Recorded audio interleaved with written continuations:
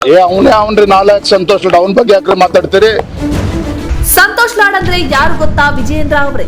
ರೈತರಿಗೆ 10,000 ಉಚಿತ ಬೋರ್ವೆಲ್ ಹಾಕಿಸಿದ್ದು ಸಂತೋಷ್ ಲಾಡ್. ರೈತರಿಗೆ ಉಚಿತ 20 ಜೆಸಿಬಿಗಳನ್ನು ನೀಡಿದ್ದು ಸಂತೋಷ್ ಲಾಡ್.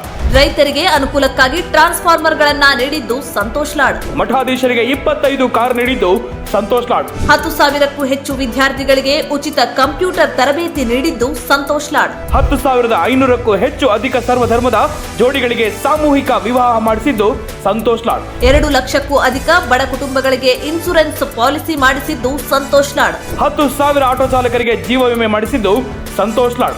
ಸಾವಿರಾರು ಬಡ ಮಹಿಳೆಯರಿಗೆ ಹೊಲಿಗೆ ಯಂತ್ರ ನೀಡಿದ್ದು ಸಂತೋಷ್ ಲಾಡ್.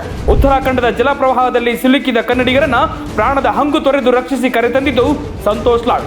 ಕೊರೋನಾ ಸಮಯದಲ್ಲಿ 3 ಜಿಲ್ಲೆಯ ಕುಟುಂಬಗಳಿಗೆ 700 ಟನ್ ಅಕ್ಕಿ ವಿತರಣೆ ಮಾಡಿದ್ದು ಸಂತೋಷ್ ಲಾಡ್. ರಾಜ್ಯದ ವಿವಿಧೆಡೆ 10 ಉಚಿತ ಕ್ಯಾಂಟೀನ್ ತೆರೆದು 30 ಲಕ್ಷಕ್ಕೂ ಅಧಿಕ ಜನರ ಹಸಿವು ನೀಗಿಸಿದ್ದು ಸಂತೋಷ್ ಲಾಡ್.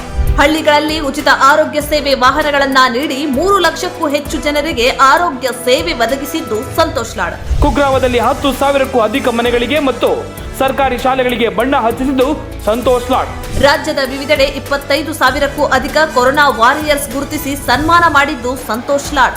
2 ಲಕ್ಷ ಅಧಿಕ ಕೆಎಎಸ್ ಹಾಗೂ ಇತರ ಸ್ಪರ್ಧಾತ್ಮಕ ಪರೀಕ್ಷಾ ವಿದ್ಯಾರ್ಥಿಗಳಿಗೆ ಆನ್ಲೈನ್ ತರಬೇತಿ ನೀಡಿದ್ದು ಸಂತೋಷ್ ಲಾಡ್. ರಾಜ್ಯದ ವಿವಿಧೆಡೆ 1,000ಕ್ಕೂ ಹೆಚ್ಚು ವಿಶೇಷ ಚೇತನರಿಗೆ ತ್ರಿಚಕ್ರ ವಾಹನ ನೀಡಿದ್ದು ಸಂತೋಷ್ ಲಾಡ್. ಬಡ ನಿರುದ್ಯೋಗಿಗಳಿಗೆ ಗುರುತಿಸಿ 100 ಎಲೆಕ್ಟ್ರಿಕ್ ಆಟೋ ರಿಕ್ಷಾಗಳನ್ನು ನೀಡಿದ್ದು ಸಂತೋಷ್ ಲಾಡ್. ಬಡ ಪ್ರತಿಭಾನ್ವಿತ ವಿದ್ಯಾರ್ಥಿಗಳಿಗೆ ಉನ್ನತ ಶಿಕ್ಷಣಕ್ಕಾಗಿ ಆರ್ಥಿಕ ಸಹಾಯ ಮಾಡ್ತಾ ಇರೋದು ಸಂತೋಷ್ ಲಾಡ್. 9 ಕಿಲೋಮೀಟರ್ ಉದ್ದ 9 ಮೀಟರ್ ಅಗಲ ತ್ರಿವರ್ಣ ಧ್ವಜದ ರ್ಯಾಲಿ ಮಾಡಿ ವರ್ಲ್ಡ್ ರೆಕಾರ್ಡ್ ಮಾಡಿದ್ದು ಸಂತೋಷ್ ಲಾಡ್. 23 ಲಕ್ಷ ವಿದ್ಯಾರ್ಥಿಗಳಿಗೆ ಆನ್ಲೈನ್ ಪ್ರಶ್ನೆ ಪತ್ರಿಕೆ ಬಿಡಿಸುವ ಕಾರ್ಯಾಗಾರ ಮಾಡಿದ್ದು ಸಂತೋಷ್ ಲಾಡ್. 50,000 ಜನರಿಗೆ ಉಚಿತ ಕಣ್ಣಿನ ತಪಾಸಣೆ, 3,000 ಜನರಿಗೆ ಉಚಿತ ಕಣ್ಣಿನ ಶಸ್ತ್ರಚಿಕಿತ್ಸೆ ಮಾಡಿಸಿದ್ದು ಸಂತೋಷ್ ಲಾಡ್.